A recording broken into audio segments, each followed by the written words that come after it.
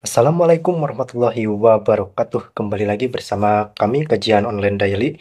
Iya, kita memang baru upload karena ada beberapa persoalan yang harus saya selesaikan di luar ini. Dan kita akan melihat, saya baru buka sosial media dan melihat pemandangan yang sangat-sangat memalukan sekali.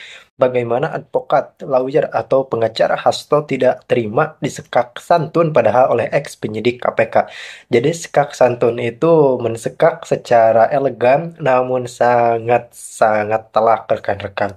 Karena memang bagaimanapun juga kita memang hidup di negara demokrasi. Apalagi kalau kata Pak Jokowi, negara demokrasi kita adalah demokrasi yang sangat-sangat liberal atau benar-benar tidak ada penghalang dalam mengemukakan pendapat. Itu yang dikatakan oleh Pak Presiden ketujuh saat berdiskusi.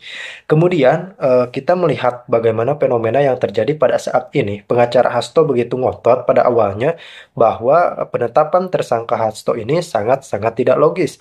Kemudian ketika dibeberkan kembali fakta oleh ex Intel KPK, kok tidak bisa menjawab? Ini artinya memang kalau dikatakan tidak logis, jelas statement tersebut sangat tidak tepat. Karena memang kita sudah mendengarkan beberapa statement dari KPK yang menyampaikan bukti secara telak, otentik, dan dapat dipertanggungjawabkan di hadapan hukum Negara Kesatuan Republik Indonesia. Jelas tentu saja, hal tersebut adalah hal yang logis ketika seseorang sudah melakukan pelanggaran lalu ditetapkan menjadi tersangka. Saya yakin Anda pun sangat menghormati keputusan KPK dan memang ini sudah sepenuhnya kesalahan Hasto. Jadi memang sebenarnya tidak ada yang perlu diperdebatkan lagi. Namun tentu saja dalam politik dan dalam politik berdemokrasi semuanya bisa terjadi, dan bagaimana perjalanan debat tersebut langsung kita simak dan komentari di akhir. Timbang bahwa berdasarkan fakta-fakta hukum yang telah majelis pertimbangkan, telah terbukti adanya kerjasama yang erat antara Wahyu Setiawan, Agustian Tio, Saiful Bahri, Harun Masiku, serta Doni Tri Istiqomah. Oke. Di mana? Sudah mendapatkan poinnya. Kami sudah Di mendapatkan mana? Saya ingin langsung ke Bang Yudi. Tadi tidak logis dan tidak benar. Boleh ditanggapi, silakan. Saya terasa lagi di sidang pra peradilan gitu. Baik.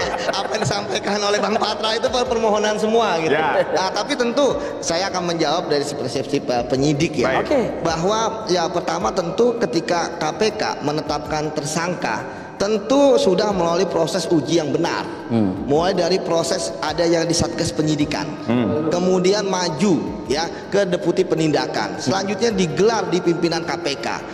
Artinya akan diuji mana keterangan saksi yang menyatakan Pak Hasto seperti ini, buktinya apa, ya dokumennya apa, apakah ada alat rekaman pembicaranya seperti apa. Saya pikir kalau masalah alat bukti ya tentu kalau saya menyatakan clear lah kalau KPK, silakan saja. Kemudian yang kedua, bahwa ketika KPK kemudian menemukan bukti yang baru gitu kan tidak harus dengan putusan-putusan sebelumnya, ya kan. Ini sesat ini. Ini sesat ini. Ya. Enggak dong, ya. Bang. Ingat loh, putusan itu kan terhadap terdakwanya siapa. Ketika ada bukti baru, ada keterangan saksi baru, itu kan bisa. Kenapa? Abang yang jangan ngomong Kenapa seperti saya itu. bilang sesat? Ya. Kita harus bedakan antara peristiwa pidana. Ya. Loh, kan peristiwa pidananya beda. Apa yang jadi terdakwa? Mana beda? Kan sebelumnya terdakwanya siapa? Yang Abang berpikir dilakukan dong. oleh penyelidikan itu menemukan peristiwa, ya, menemukan peristiwa. Peristiwa pidananya sudah ditemukan, makanya kemudian Peristiwa pidananya adalah jadi tersangka kan? suap terhadap Wahyu Setiawan. Iya, suap, makanya bersama-sama. ya kan? Maka dalam hukum acara setelah penyidikan Ya. naik ke tahap penyidikan. Iya, sudah penyidikan Di tersangka. tahap penyidikan itulah Tersangka. ditentukan siapa pelakunya. Sudah kan? Ya. Nah, kalau dia sudah ditemukan pelakunya, apa bahaya you punya statement? Ya. Setelah ada fakta yuridis, Iya. setelah semua diperiksa, Iya. nambah lagi dalam satu perkara nanti. Jadi kira-kira begini, Bang. Enggak masalah Bang, ketika ada tersangka baru. Saya pernah satu kasus 38. Sekarang saya tanya. 38 tersangka, Bang. 38 Sekarang sedikit. saya tanya, ya, Ya. peristiwanya apa coba? Kita uji nih. Apa? Jangan pernah saya apa coba? Peristiwa apa? 38 tersangka. Contoh. Jelas, Pak. Contoh. DPRD Sumut satu perkara Ya. penerima suap. Ah. Ya kan banyak tersangkanya. Sprindiknya berapa?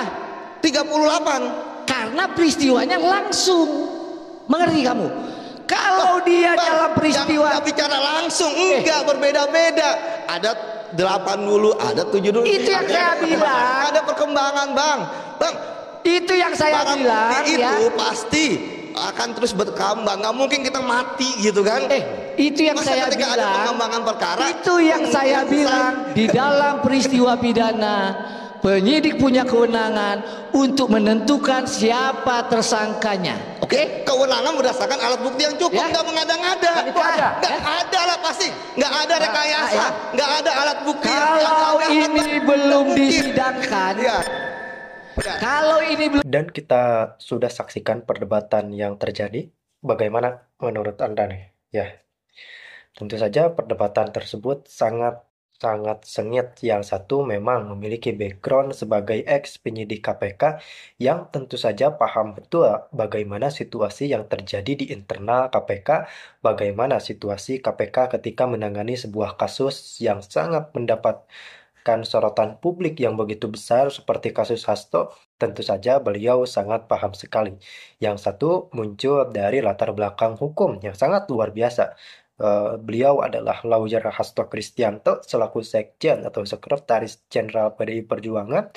Tentu saja beliau juga memiliki kapasitas hukum yang sangat tinggi dan saya sangat hargai itu tentu saja. Ketika kita berbicara terkait penetapan seseorang menjadi tersangka, kita berbicara dalam ranah hukum sosial. Tentu saja KPK memiliki hukumnya tersendiri dan di Indonesia memang telah diatur semuanya. Jadi memang kasus Hasto ini, memang Hasto sangat pantas dijadikan tersangka. KPK sebelumnya sudah menggelar keterangan pers di hadapan media bahwa pelanggaran Hasto ini tidak hanya satu pelanggaran namun ada dua. Jadi surat perintah penyidikannya pun tidak hanya satu namun ada dua. Artinya sudah sangat layak Hasto ini dijadikan sebagai tersangka. Namun bagaimana belum ditahan, saya tidak berani berkomentar lebih jauh soal penahanan karena memang itu sudah ranahnya KPK. Saya pun memang tengah menantikan apa yang akan dilakukan oleh para penyidik KPK ke depannya. Karena memang biasanya ketika saya memperhatikan kasus-kasus lain, ketika seseorang sudah ditetapkan menjadi tersangka, maka penahanan akan menyusul, akan dilakukan sesegera mungkin. Namun saya mendapati situasi yang sedikit berbeda di sini. Saya melihat KPK hanya menetapkan pencekalan saja kepada Hasto Kristianto, dilarang berpergian ke luar negeri, kemudian tidak dilakukan penahanan. Dan tentu saja untuk hal penahanan ini kita serahkan kepada penyidik KPK dan saya yakin KPK akan bekerja profesional dan berintegritas tinggi untuk hukum di negeri ini. Jadi berjalannya perdebatan sangat-sangat sengit, apalagi kita tahu bahwa isu yang diangkat adalah isu yang sangat sensitif. Meskipun memang pada kenyataannya ini adalah sepertinya ketika kasus ini dihadapkan atau yang melanggar adalah tokoh yang memang tidak terlalu berpengaruh, tentu saja saya rasa eksposur media tidak akan seramai ini. Namun ini yang menjadi persoalan adalah seorang Hasto Kristianto yang kita tahu bahwa Hasto ini merupakan salah satu orang yang memiliki peran cukup krusial di internal Partai PDI Perjuangan yang kita tahu PDI Perjuangan sebelumnya memenangkan 2 kali berturut-turut pemilihan presiden kemudian kalah di Pilkada 2024.